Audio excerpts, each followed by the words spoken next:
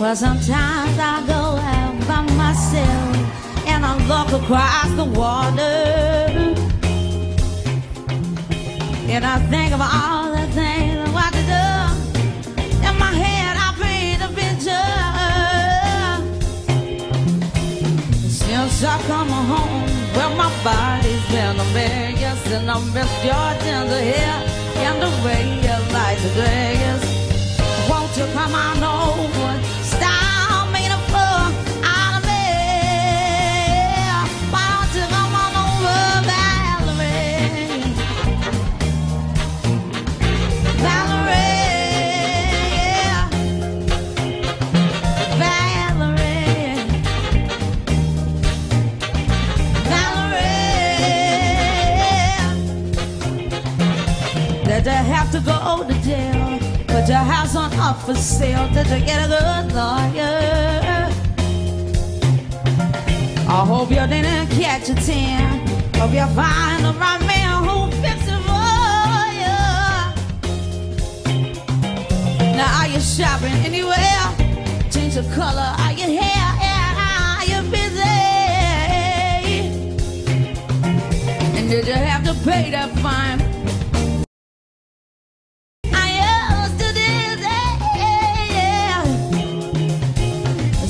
I come home where my body's been a Vegas, and I'm best your ginger hair and the way you like the dress. I want you come on over, stop making a fool out of me. Oh, why don't you come on over, Valerie? Valerie.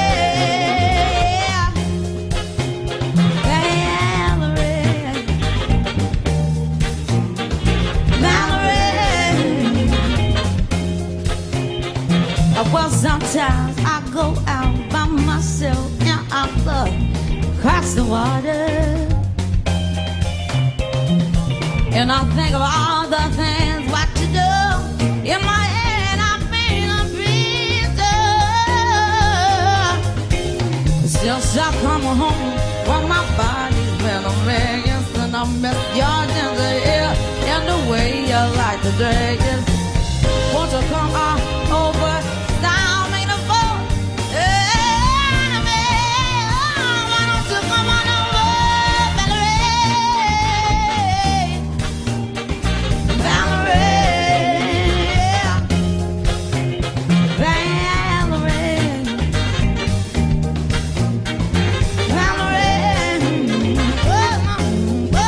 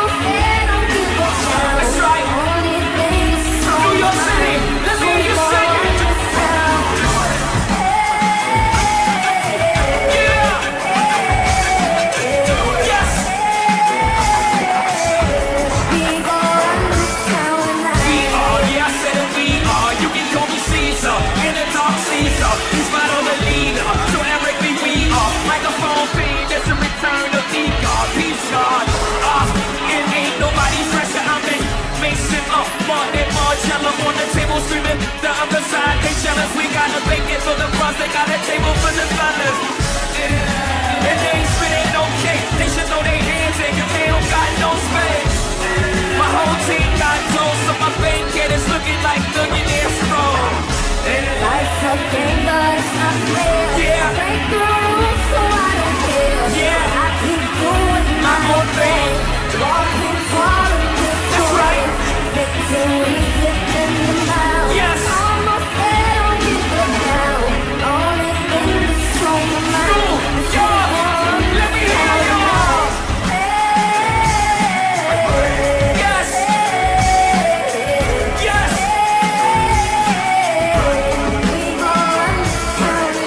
It's funny how you could go from being Joe Blow to everybody on your no homo. I want my whole family with slow Volvo. Next time I'm in police escorts, everybody passports. This the life that everybody asks for.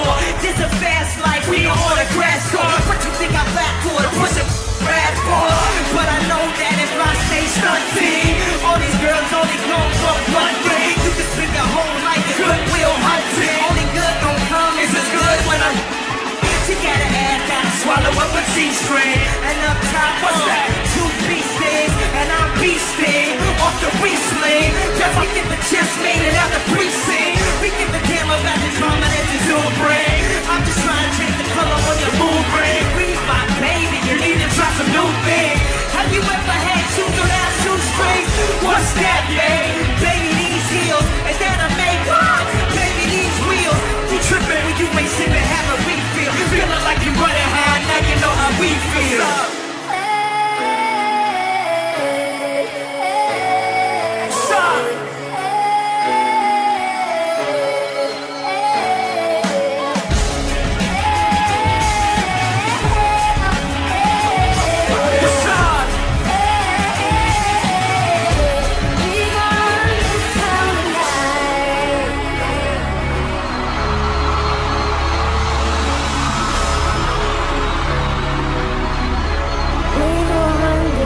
What's up? Make some noise for Rihanna one time tonight, y'all.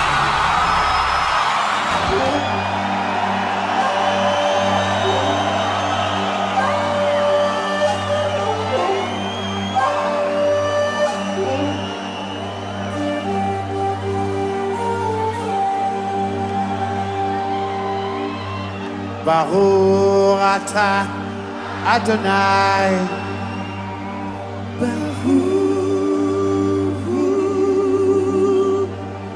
Baruch Shema. Baruch Abba Yerushalayim.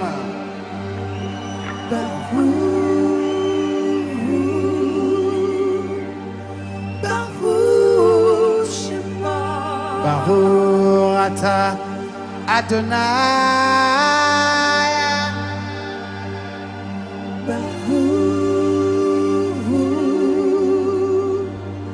Baruch Shema.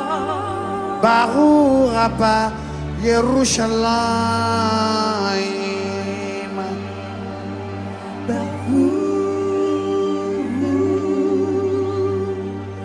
Baruch Shema.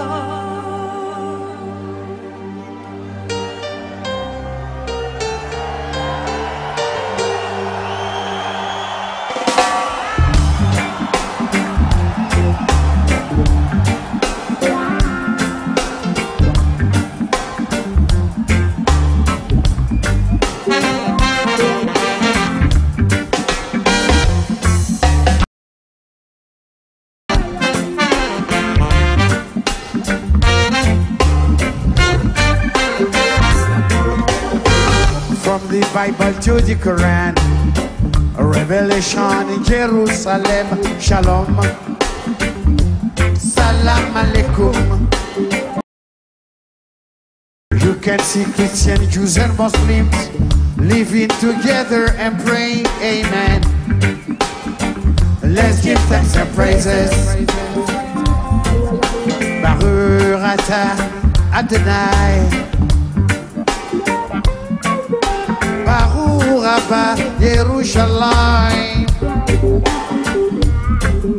Baruch atah Adonai. Baruch Abba Yerushalayim.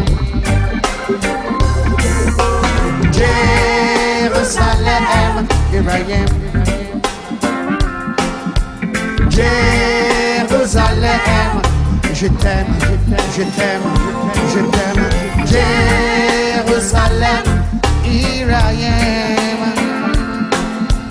Jérusalem, je t'aime, je t'aime.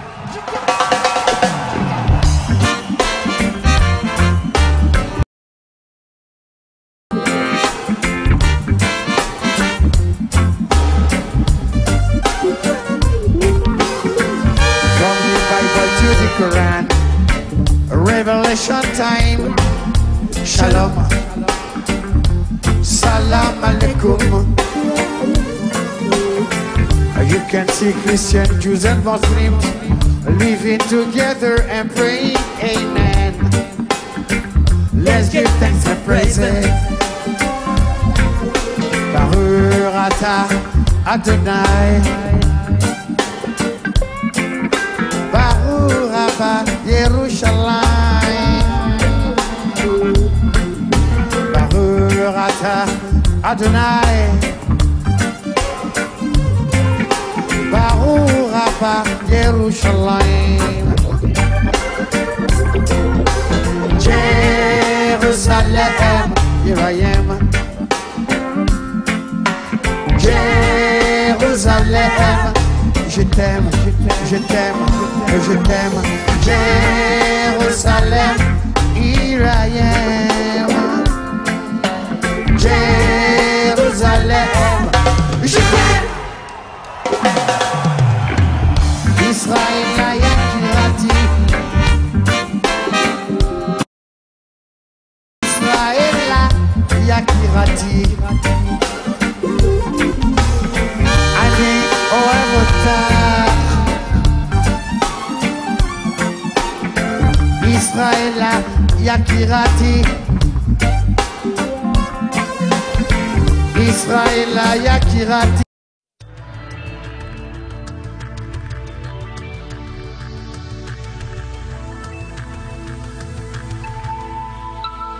This is NTV. Ani Oevota.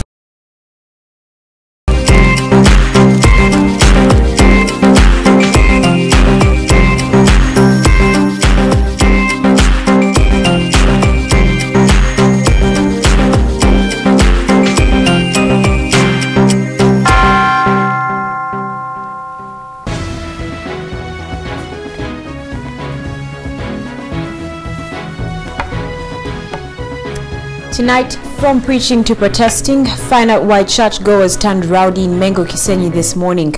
We have those dramatic images coming your way tonight. A very good evening to you and a warm welcome to Sunday's NTV Weekend Edition, this 15th day of July 2012, broadcasting live from the Serena Conference Center here in Kampala. Don't go anywhere, starting right now with tonight's main headlines.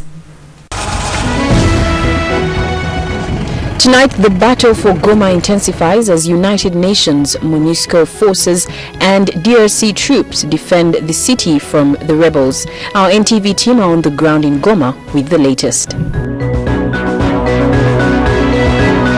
Join me, Maurice Ochol, to bring you the story on why government wants residents of Bokassa in Wakiso district to leave this land.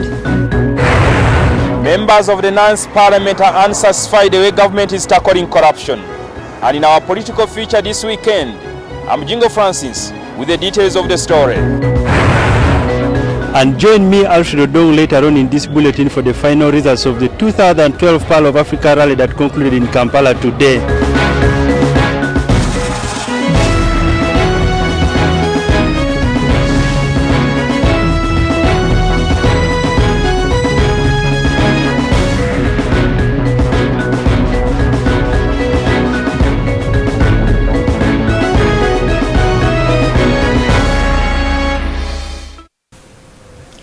Once again, a very warm welcome to NTV Weekend Edition. I am Rachel Arinitwe. Now we begin tonight across the border with the very latest from within the Democratic Republic of Congo as rebel clashes continue between M23 rebels and Congolese government soldiers backed up by UN MONUSCO forces.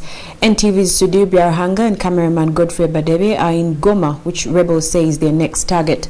DRC government troops say they will do everything in their power to defend Goma and that they have bombed several rebel-occupied areas. Meanwhile, the rebels say they are preparing to fight both the United Nations and government troops. A few minutes ago, Sudi Biarhang updated me on the very latest situation on the ground in Goma. Right now, the situation in Goma is a little bit quite calm. The UN keeps patrolling using their tanks and their armored vehicles around the whole town. The situation is not really as tense as we thought it was like the previous days, but on our way to Goma, that is from Kiwanja, the situation on the way is not safe. The government forces have already taken back the whole place that they had withdrawn from. And what we are told, it was a military tactic that was used. It's not because they fear to face off the M23 rebels. Some of the government soldiers they talked to, they say they were ordered to withdraw from the place, and now they are back and they are in charge of the security there. And the information that we are getting, the rebels are also saying that now that they have understood that the UN, that is MONUSCO, is working with the government, and previously, I think within this week, there are some areas before you reach Kiwanja that were bombed by the UN planes. They are saying that we've already been bombed, and we already have the information that you're working with the government, so we are also getting prepared to face off the government troops plus the UN. Sudi Biarhanga there in Goma. Next tonight, members of the St. Balikudembe Catholic Church in Mengo, Kisenyi have this morning demonstrated following Sunday morning mass. They say they want to reclaim their land that they claim was grabbed by a Somali businessman in the area. Now, the demonstrators sang hymns while visiting the plots of land in protest at the land grabbings. However, violence soon ensued after security guards of the businessman prevented them from visiting one of the plots of land they want to reclaim. After the morning mass today, the members of St. Balikudembe Catholic Church in Mengo, Kisenyi went to claim their land that is alleged to have been grabbed by a Somali businessman known as Ibrahim Wajub. The congregation that included women, children and the old, led by their priests, marched to the site while singing hymns in protest of the alleged land grabbing. However, this sparked of violence after a security guard with a bow and arrow tried to prevent them from visiting one of the claimed plots of land.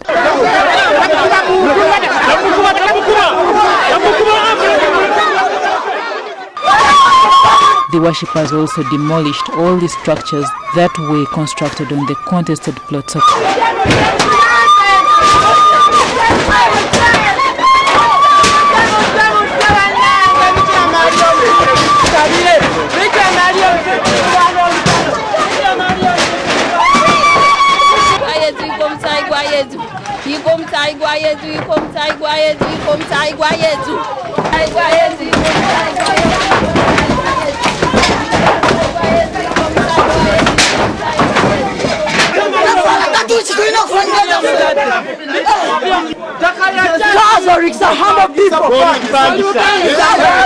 The residents who were illegally occupying this place were forcefully evicted and all their property thrown out by the angry protesters. Father Expirito Bokassa, the head priest at St. Balikudembe Church, told NTV that efforts by the church to get audience with Ibrahim Wajub, who claims to have a lease on the land, have on many occasions been futile. He has the lease on that land. For us, we hold the title. The title is in the names of the registered trustees of Kampala Archdiocese. All along, we have been asking that gentleman to show us his credentials, his papers, but he has never produced any paper that proves that he's the owner of the land. Police have promised to investigate the case after witnessing elements of violence. That component of violence and going to investigate the club of child. Party, mwana ne moyo mtu kubakeka te kusigaye namwe.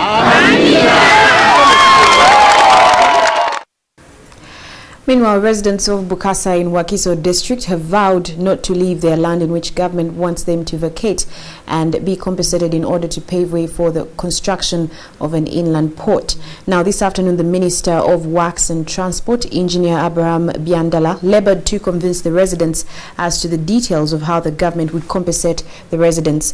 As Maurice Ochol reports, the minister promised to take the residents' concern into consideration.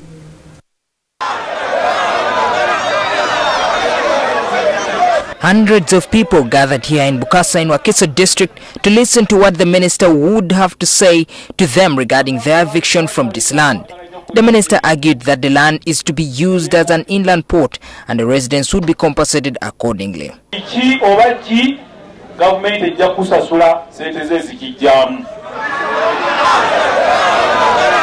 Some of the legislators that represent the people of Bokassa argue that the government failed to undertake consultations with the residents and most of them were taken by surprise. They started surveying people's land without speaking to them. So they now have come to speak to people after they saw them surveying the area. So see, you don't hold the population in contempt. That for you will go and survey and then you can come and speak to them. According to some of the residents, most of the population in the area will be affected, whereby they currently have schools and a number of churches. Basically, they are taking the biggest part of the village, which has churches, about 5 churches, which has a population of about 10,000 people. And these are some of the people who have been chased away from some other places in Nakawa, and they have decided to settle here. So leave the place and go. Prime Minister of Uganda, if I'm not hiding anything,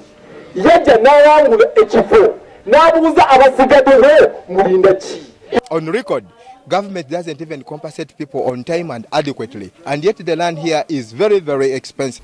The forest reserve covers an expanse of over 1,000 acres and has already been subdivided, a move that some legal analysts regard as illegal.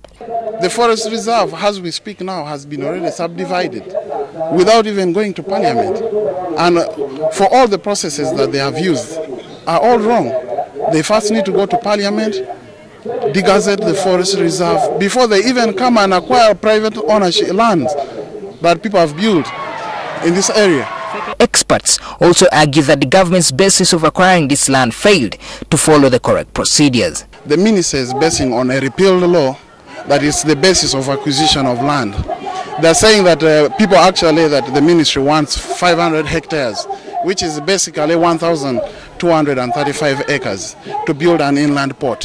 When you look at Hong Kong, which is the third biggest port in the world and the busiest port in the world, it sits on 600 acres of land.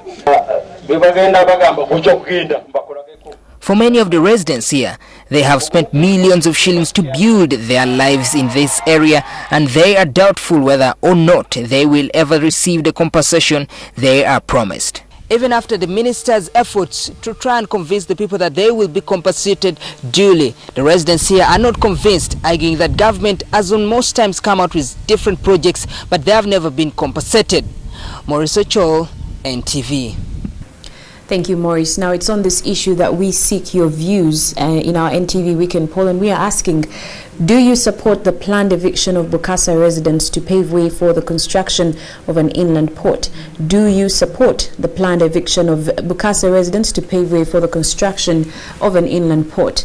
Kindly share your views with us by texting your comment to 8778. Remember to leave your name and where you're texting from. We'll be sure to read a few during tonight's newscast.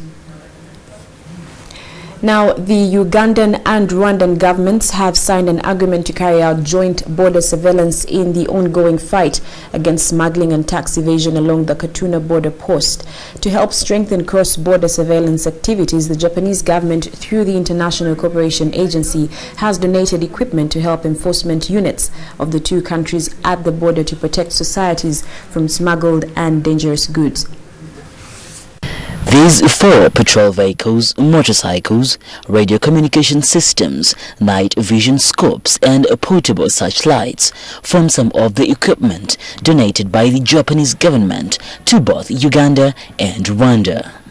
This is some of the equipment that is required to enhance accurate assessment of custom duties, taxes, and other charges collected on importation and exportation of goods. It helps in simplifying cross-border procedures between the two countries, therefore helping to reduce the number of smuggled goods.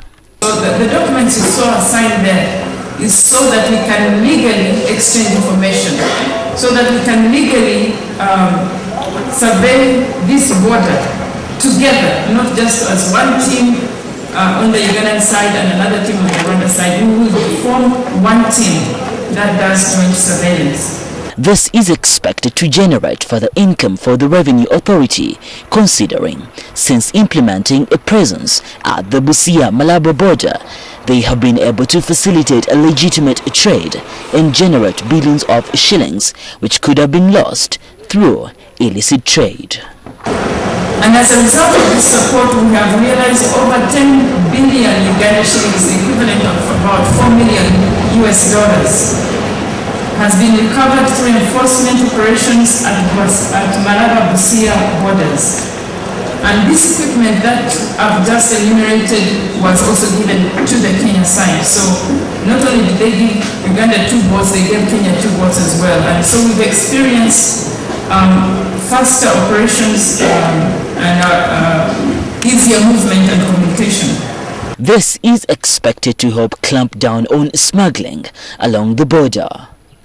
Both countries, however, have been encouraged to work hand in hand and not let procedures and laws of their respective countries hold them back from carrying out cross-border trade and at the same time help promote economic development across the entire region. Craig Kadoda, NTV, Weekend Edition. Thank you, Craig Kadoda. Now, as Uganda gets closer to celebrating 50 years of independence, some education gurus are questioning the authenticity of the current crop of graduates who say they only apply for white-collar jobs, which most in fact do not get access to. Fajil Mande, the newly elected Uganda National Examination Board chairman, is aiming at revamping Uganda's education system with a combination of 3 curriculum aspects: home, community, and formal schools. Combining these, he believes, will help children as they grow to be more focused at making the right decisions. The chairperson of Uganda National Examination Board, Fajil Mande, wants the current education curriculum to be reviewed in order to compete favorably in the East African region. Fajil believes the curriculum should combine the education aspects at home, the community, and the formal school. Where is the curriculum of the home? What is done in the homes? And I'm challenging whoever is concerned, the ministry necessary, and even the state. We need to define exactly what should be done in a home as a beginning for creating citizenship. The second school is the community. What do we have out there which will educate the learner? All of us, viewers, we learn a lot of things from out there, from the streets, from the churches, from the radio stations, from the markets. That's the biggest and longest school of life. What are the guidelines on the community school? Are you getting me? And then finally, the formal school. He says if the 3 areas are combined, the citizens will be able to compete in the global village. The principal of St. Lawrence Schools, Lawrence Muchibi, believes technical education is the way to go, and the graduates who have qualified in practical skills should go out and implement what they have been taught without focusing on white-collar jobs. He also urges religious leaders to preach and encourage vocational training so that it can be taken on by the parents. One goes to, these furniture shops, there are many now, and he admires a sofa set or whatever, kitchen set. But at the back of his mind, he does not really think that this one is as a result of vocational education. And the man quotes his price. And if you have the money, you buy it. If you don't have the money, you go lamenting. Things are very expensive. And you don't go beyond that one has been produced by somebody who might not even have gone very far in education, but someone who has applied the knowledge, someone who has gained practical skills. These technocrats believe as the country celebrates 50 years of independence, the education sector must meet the current demands of the job market. Let's now take a short break. NTV Weekend Edition continues in a few moments. In the meantime, here's what you can expect. We hear from the researchers who claim to have developed the only solution to prevent further devastating landslides in the area. And in sport, Mohamed Essa of Zambia is crowned the champion as the Pearl of Africa rally draws to a close in Luwero. NTV Weekend Edition continues after this break. See you shortly.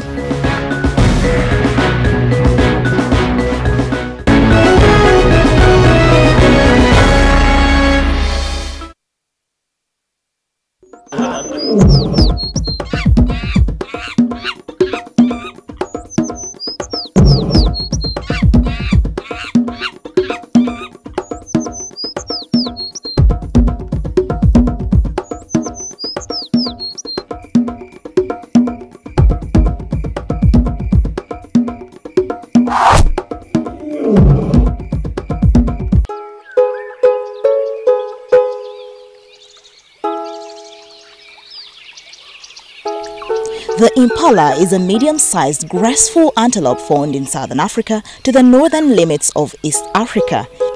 In Uganda, they can only be found in Lake Mburo National Park. With its reddish-brown body, the Impala is very similar to the kob, but are differentiated by the black strip which runs along the middle of the lower back to the tail. Their slender lioness-shaped horns are found only in males. The Impala weighs up to 80 kilograms with a shoulder height of 75 to 95 centimeters or 2.5 to 3.5 feet. Unlike other antelopes, Impalas have large brush-like tufts of long coarse black hair that cover a scent gland located just above the heel on each hind leg. Its remarkable lips are the most well-known feature of the Impala's movement. Impalas inhabit grassland and woodland edges, usually very close by water. They feed on young shoots during the wet season and herbs and shrubs during the dry season and drink daily. The male impala are very territorial animals and fiercely guard their territory from challenging males through horn duels. They stand with erect posture, rub scent from face glands and make dung heaps to mark their territory. The females form herds of up to 50 or more and wander in and out of the male territories. If they start to leave the territory, the male tries to herd them back into the center. Welcome back to NTV Weekend Edition. Now, a reminder that in this evening's NTV Weekend poll, we are asking, do you support the planned eviction of Bokassa residents to pave way for the construction of an inland port? Do you support the planned eviction of Bokassa residents to pave way for the construction of an inland port? Share your views by texting to 8778. Remember to leave your name and where you're texting from. Let me quickly read a few of your responses. Richard O'Queen Busi is saying, inland port is not necessary for Uganda. We still have more pressing issues that we should embark on other than opting for a port at this particular time. And we also have Peter Barongo in Conge saying, not in this regime era. Ugandans have lost enough land and property. The number once again is 8778. I'll be reading a few more of your responses at the very end of tonight's newscast. Now, moving on, and police in Masaka have arrested 11 people who are alleged to have assaulted residents of Unkuke village in Bukoto, Masaka. According to police, the violence erupted after disagreements between rival DP and NRM supporters over the just concluded Bukoto South by-election.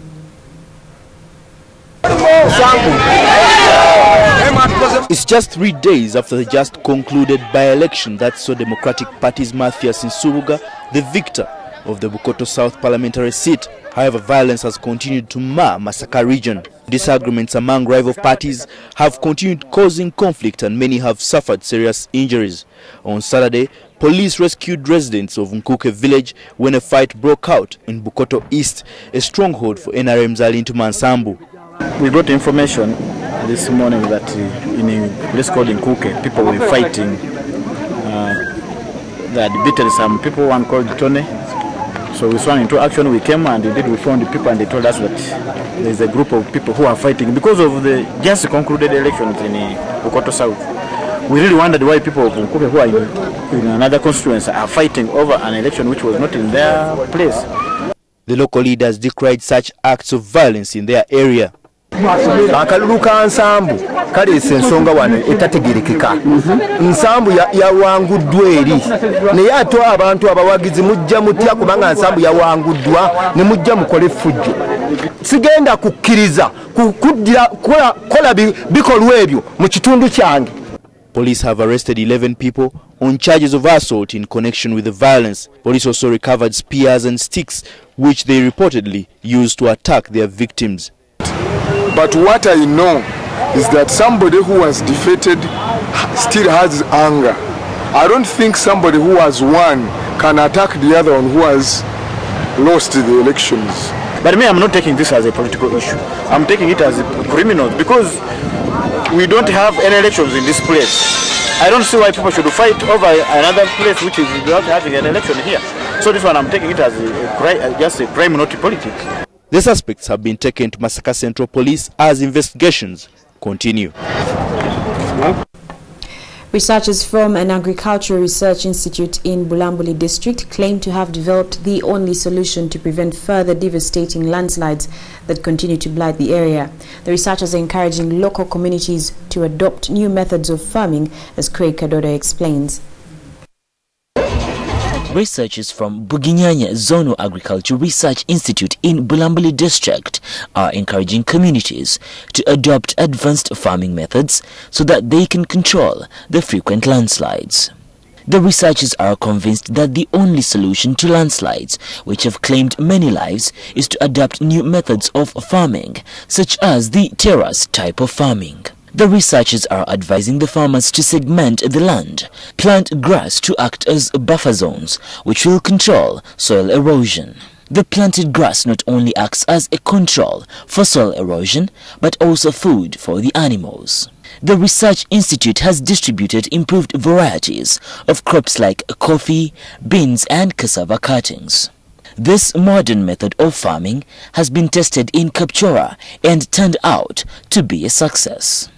With this modern method and improved technologies, the researchers believe they can protect the vulnerable people to landslides, famine and poverty. Now, MPs in the 9th Parliament are demanding that the 1995 Constitution be amended to trim the powers of the President. The MPs argue that the rampant corruption in the country stems from lack of political will to deal with problems. In our political feature this weekend, our reporter Jingo Francis examines the need to trim the powers of the President as enshrined in the Constitution of Uganda. Amidst commendable institutional and legislative government efforts to curb the vice, Uganda is still ranked among one of the most corrupt countries in the world. The 2011 Transparency International Perception Index ranks Uganda as the 143 out of the world's 183 countries in terms of corruption. The World Bank estimates that Uganda loses about $300 million, approximately 500 billion shillings per year, to corruption. The recent political development seems to suggest a lack of political backing for anti-corruption efforts. It is true, the President sent a letter through the Vice President saying that all that was done in good faith, and it was done in the interest of the country, and therefore that the people involved have no case and they should be exonerated. For heaven's sake, we lost 200 billion. And then all of a sudden we're saying, no, let's forgive these ministers. So what's the commitment? My fellow Ugandans, let us not give up. But the problem is not the president come and inform us whether he's in charge or he's not in charge. If he's not in charge, then other people take over. I want people to understand that they steal for their stomachs and not for the party. Therefore, it is not all the NRM people that are thieves. It is those individuals. And that is why we want those individuals to be pricked out of the system. Cases like Basajja Balaba compensation of 142 billion shillings, the jet fighter purchase, Chogam funds, the bicycle scandal, among others, raised public suspicion on how public funds are being managed. In the manifesto of NRM, you have the policy of zero tolerance to corruption. Corruption is everywhere. It is from the president's office, prime minister's office, judiciary, parliament. Here there is corruption, churches, up to homes.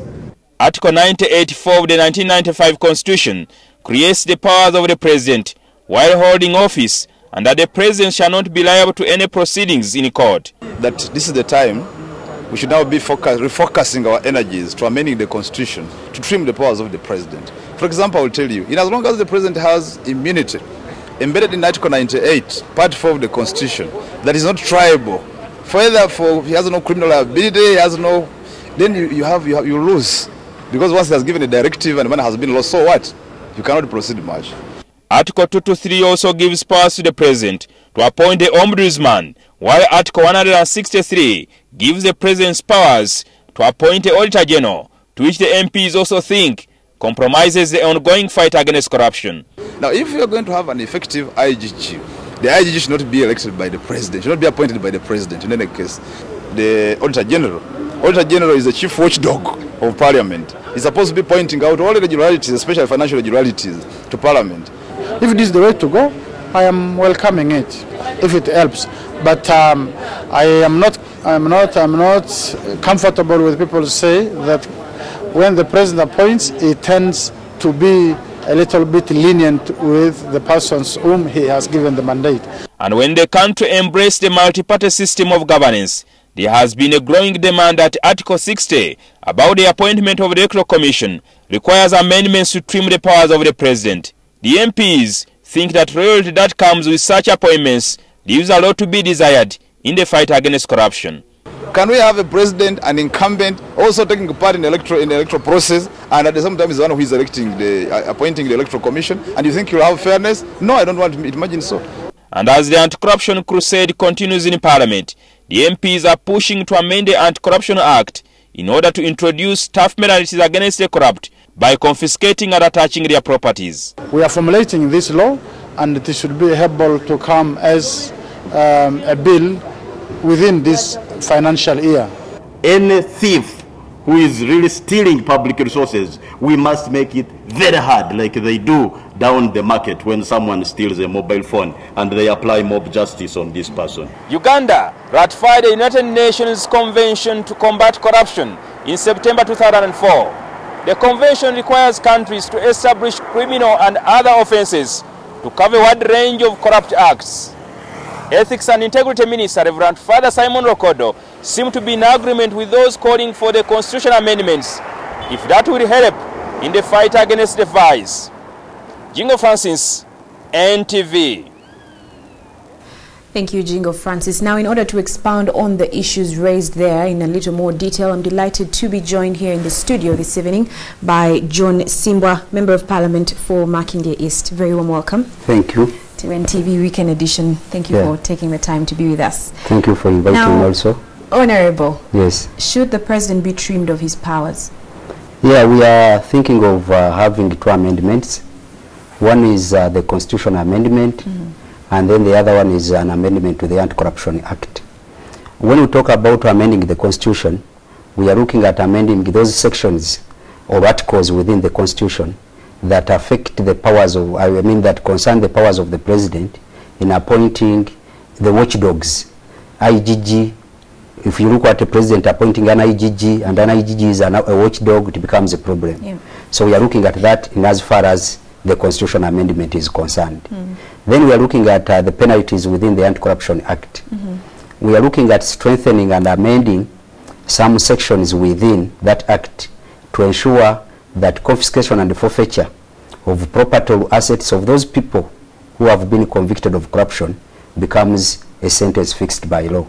So that we don't see scenarios where somebody is convicted, then he is taken to Luzira for 3-4 months, and he remains with the property or the benefits derived from corruption. Yeah. That is one of the areas which we are looking at. Okay, so looking more generally in terms of Uganda and our fight against corruption, we definitely have a long way to go. That goes without saying. But why is it that Uganda has failed to tackle corruption?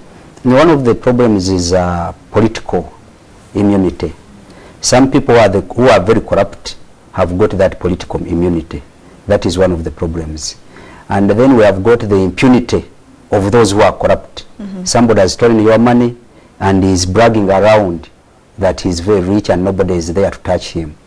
Then the third one is that our society also promotes corruption.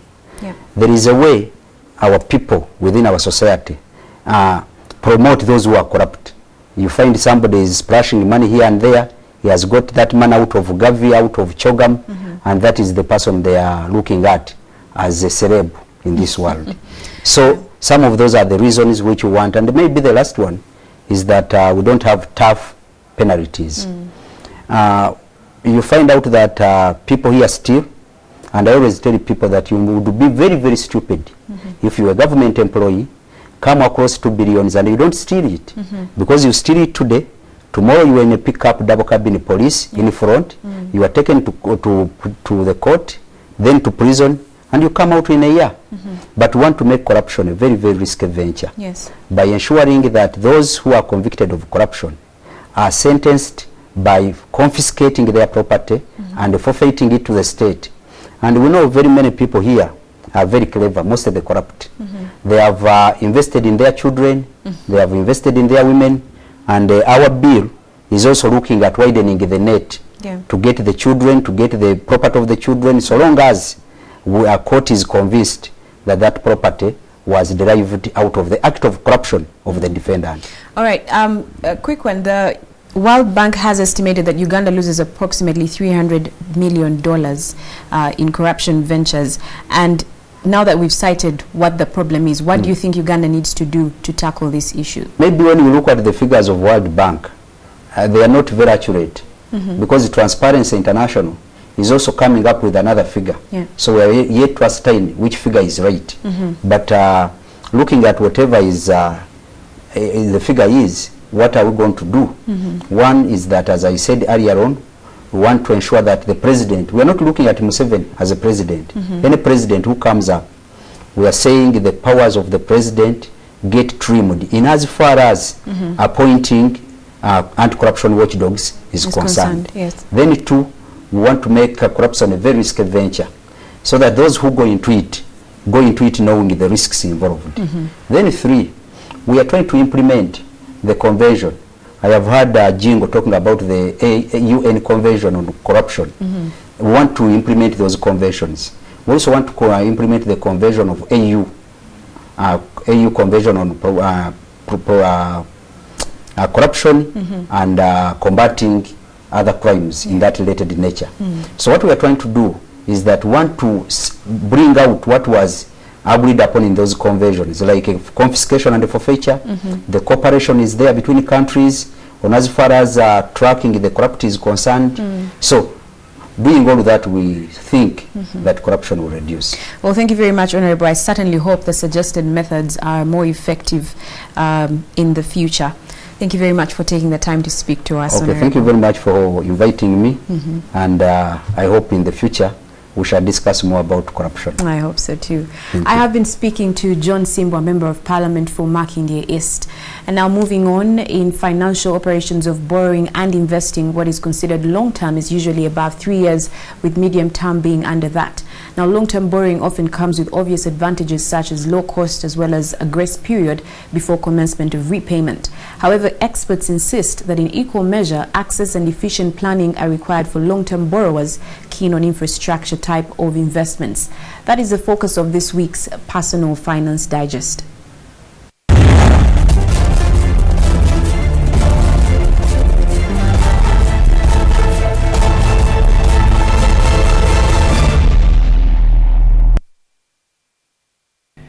In business terms, a certain period, such as short, medium, or long term, are required for economic agents to reallocate resources and generally re-establish equilibrium.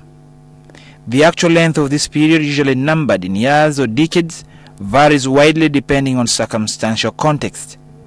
And it's for such reasons that experts strongly contend that borrowers need to consider a raft of factors ahead of borrowing, particularly for long term.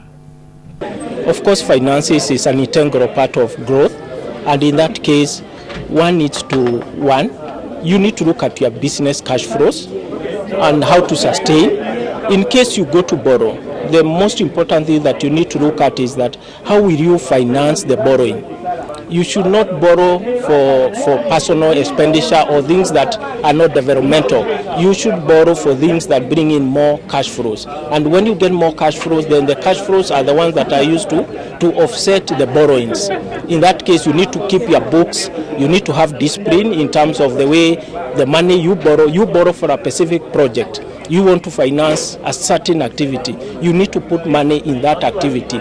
Don't divert money into other activities, because at the end of the day, that's why people get into problems of they have borrowed, but they are not able to repay because they diverted the funds into other projects. So one is put your money, be disciplined, and focus on what you want to do.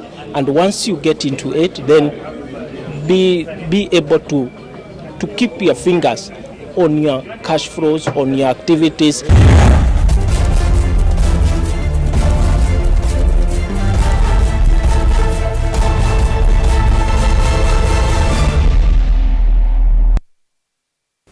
We're going to take a very short break. When we return, I'll be leading you into the world of sport.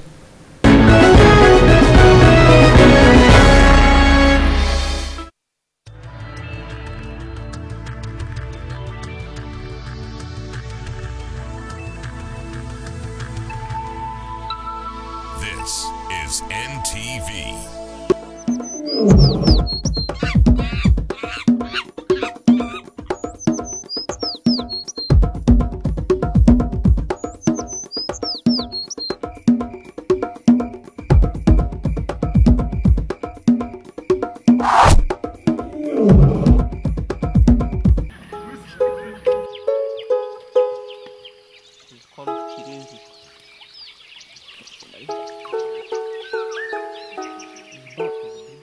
The mountain gorilla is considered endangered species, with only about 720 mountain gorillas left in the world. And these live within 4 national parks split into 2 regions: Bwindi Impenetrable Forest National Park, Mahinga Gorilla National Park in Uganda, Volcanoes National Park in Rwanda, and Virunga National Park in the Democratic Republic of Congo.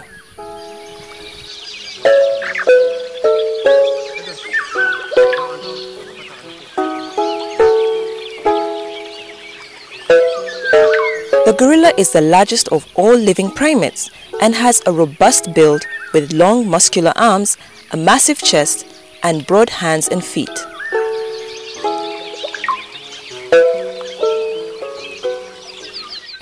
It has longer and darker hair than other species, allowing it to live and travel at high altitudes where temperatures drop to below 0 degrees Celsius. The gorillas can be identified by nose prints unique to each individual.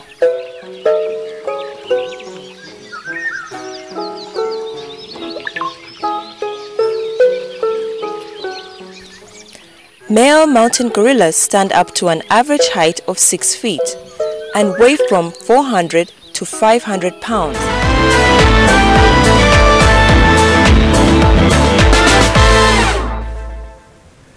Welcome to NTV Weekend Sport. Mohamed Essa dominated the Pearl of Africa rally by beating the host to drivers to the top spot, as well as sealing the Africa Championship title. Jas Mangat finished second but went atop the national leaderboard, with the other drivers bowing out. Alfredo Dong reports.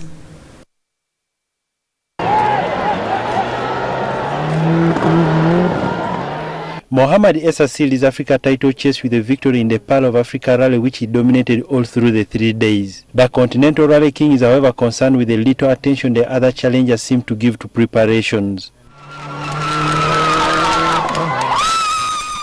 They've got nice cars and good cars, but unfortunately, from what I've seen, the preparation of the cars is not up to date. Half of the top drivers fell out on day one, so I was looking for a good challenge, but I didn't get one, so it made me get an easy way out. He beat Uganda's Just Manga to the second place as Jean-Carlo Daviti had to lodge a complaint to dislodge Ronald Sebuguzi from the third position. We were not agree because of some penalties of yesterday. We had to be put third, and penalty was given less than what they had to be given, following the rules. Uganda's reigning national champion Susan Muwenge came fifth ahead of Eddie Mungereza in the sixth place. Patrick Sembabulide, in his maiden appearance in this continental championship, completed the race 9th overall and second in Group S with contentment with the lessons he has learned.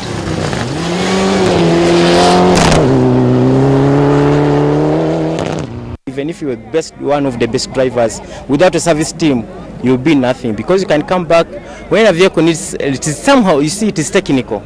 Not every mechanic can work on Larica. The host drivers now direct their efforts to the national title, starting with the Eastern Motor Club event in Jinja next month. Alfred Odong, NTV Sport.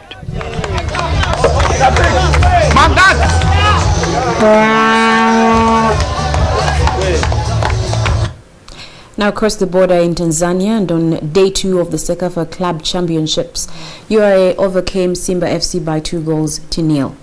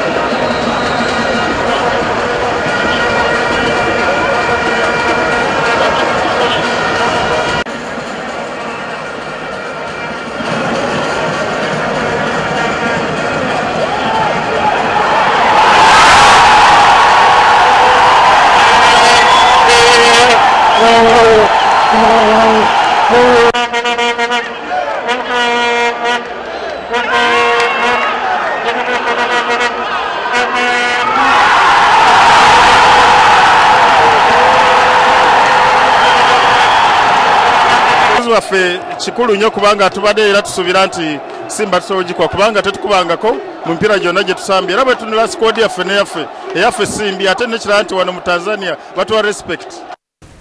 Moving on to pool now, where Jacinta Kajubi faced Janat Kaku in the final of the Pool Queen Championship, in which Sharon beat Hadija in the 3rd place playoff in Kampala. The event is for ranking and selection of the national team ahead of the World Black Ball competition to be held in London. Well, that this evening, Jacinta Kajubi successfully defended her crown with an exceptional performance in the best-of-7 final. Meanwhile, Janat Kaku was thrashed 4-0 as Kajubi maintained her top slot in the national ranking. Sharon Mirembe equally registered a win in the 3rd place playoff against Hadija Nalukwago. The one-day event is a national team selection exercise as well as a seeding determinates players and points according to their performance.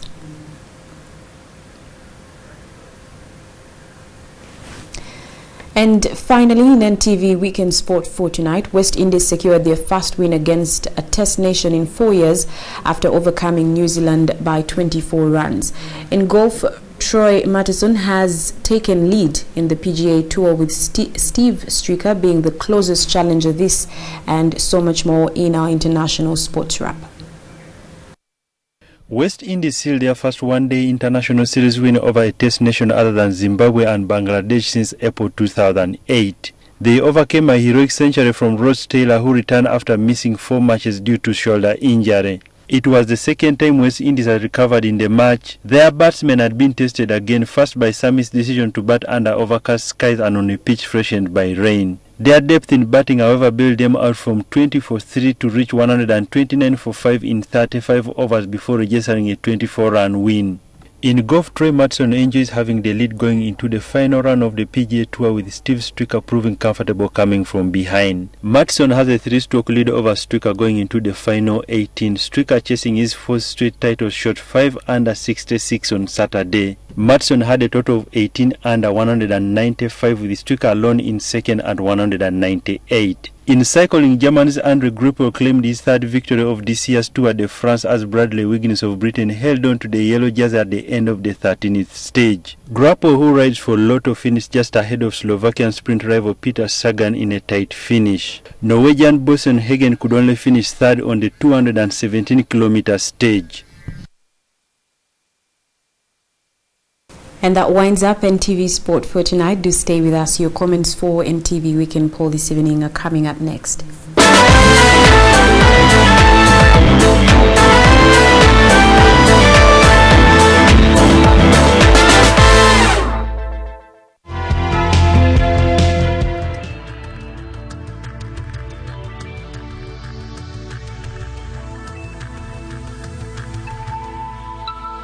This is NTV.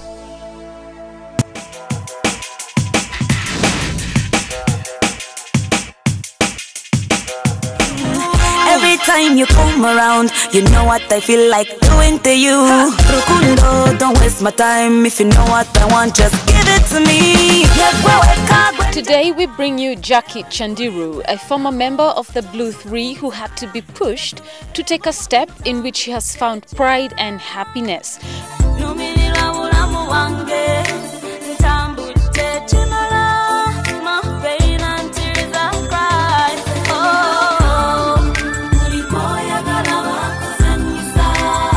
Born to a Lugbara father and a Muganda mother, Jackie Chandiru is one of Uganda's leading female R&B artists and vocalists.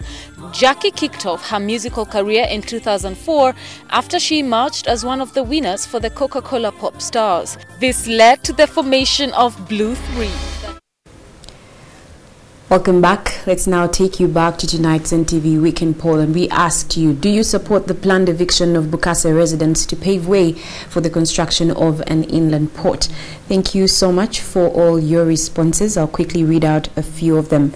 Lois in Boyogere is saying, no, let the government use the forest reserve it has, only because I think mentioning compensation is a nightmare. And we have somebody by the name Clarkson saying, I would really support it, but on condition that they are paid back for their property. And finally, Brenda in Ginger saying, yes, we need development like other countries. All right, thank you so much for your responses and for taking the time to be a part of NTV Weekend Poll. And that concludes NTV Weekend Edition this week. NTV Tonight will return tomorrow. Keep it right here with NTV. I am Rachel Arinitwe, wishing you a very good night and a great week ahead.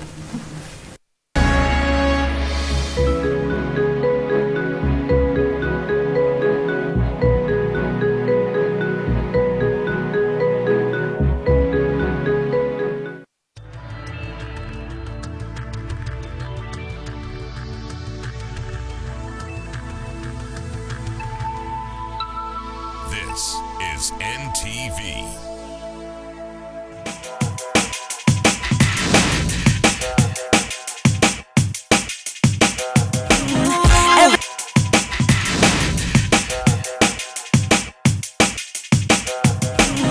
Every time you come around, you know what I feel like doing.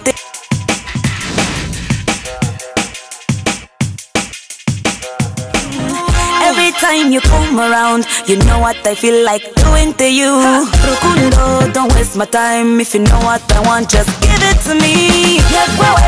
Today we bring you Jackie Chandiru, a former member of the Blue Three who had to be pushed to take a step in which he has found pride and happiness.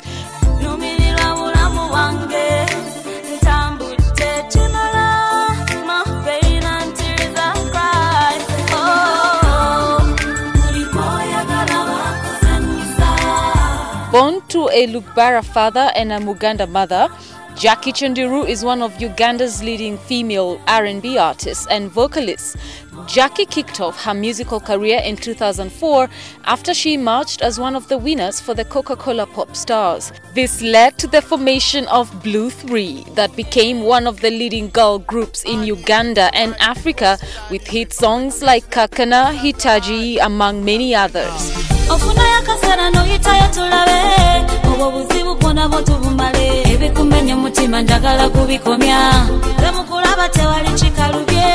Jackie did not wish for a solo music career, and when the idea was first mooted in October 2009 by the Blue 3 management team Talent 256, Jackie was more than apprehensive to an idea she voted against but lost.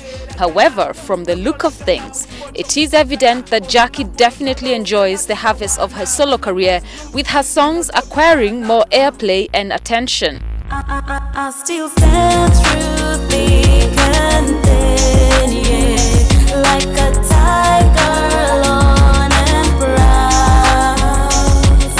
Jackie's solo career started in 2010 when Blue 3 went on leave, leading to the girls working on solo projects, thus Jackie releasing Agassi in both Lugbarra and English as her first solo in mid-2010. It be my dream, Mamiagi, Ito mape. This song has earned recognition and eventually earned her an award as Best R&B Single in the 2011 Palm Awards. Like a dream in my sleep, and I know that you wanna be free. Living my mood. All I know in my heart is I just want to say goodbye. This was followed by several others like I Belong to You, Shamim, Overdose and Gold Digger. I'm not a gold digger. I'm not a gold digger. She has also done duets with Dr. Jose Chameleon, Rabadaba, Sami from Eritrea, Paul Mutebi of Limit X, Navio and Fidempa, and so many more artists. Don't pull your ears to what I chat about. Spread your wings and fly. Although she's come this far, Jackie has not received everything on a silver platter. At first, it was not easy for radio and TV stations to play her music like they used to when they were still the black ladies from Uganda, Blue 3. However, her music is surely catching the waves in East Africa and the rest of Africa.